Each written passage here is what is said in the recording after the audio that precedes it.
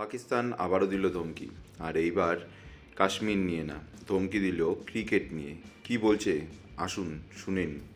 পাকিস্তান বলছে 2026-এর champions trophy যদি India খেলতে পাকিস্তানে না আসে, তাহলে 2026-এ টি-20 বিশ্বকাপ খেলতে পাকিস্তান ও ইন্ডিয়াতে আসবে না।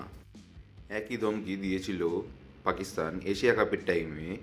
বলেছিল যদি ভারত আমাদের মাটিতে খেলতে না আসে, তাহলে আমরাও 2023-এর বিশ্বকাপ খেলতে যাব না।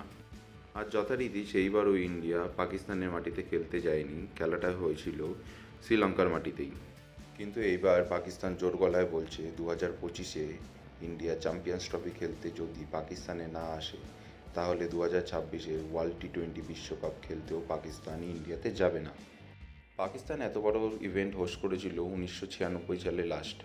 পাকিস্তান এটা ভালো মতোই জানে যদি ইন্ডিয়া পাকিস্তানের মাটিতে খেলতে যায় তো তাদের বাল্লে বাল্লে একদিকে তাদের এক্সট্রা অডিয়েন্স আসবে, একদিকে তারা নিউজ চ্যানেল থেকে পয়সা কামাবে, একদিকে স্পোর্টস চ্যানেল থেকে, একদিকে তারা ব্রডকাস্টিং থেকে, তো চারিদিক দিয়েই পয়সা বাড়াবে।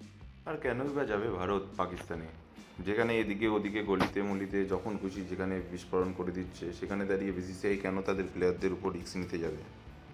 অলরেডি যেখানে একবার শ্রীলঙ্কান প্লেয়ারদের বাসের উপর হামলা হয়ে গেছে, যেখানে অনেক শ্রীলঙ্কান প্লেয়ারই আহত হয়ে গেছে, সেখানে আমার মনে হয় যে ফর সিকিউরিটি রিজন ইন্ডিয়া প্লেয়ারদের এখনও না যাওয়াই উচিত পাকিস্তানে। আর পাকিস্তানের ক্যারেক্টার তো আমরা সবাই জানি, তারা সামনে একরকম আর পিছনে আরেক রকম। আর কিছু হওয়ার জন্য বাইরের লোকেরই বা কী দরকার? পাকিস্তানে গেলে পাকিস্তান প্লেয়াররা যেইভাবে ট্রেনিং নেয়, সেখানে বাইরের লোকের মনে হয় না প্রয়োজন হয়। আসুন দেখুন কিভাবে ট্রেনিং নেয়।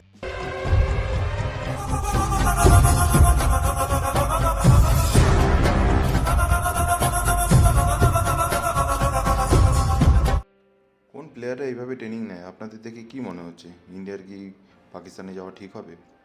কমেন্ট করে জানান। ভিডিওটি ভালো লাগলে লাইক আর সাবস্ক্রাইব করুন।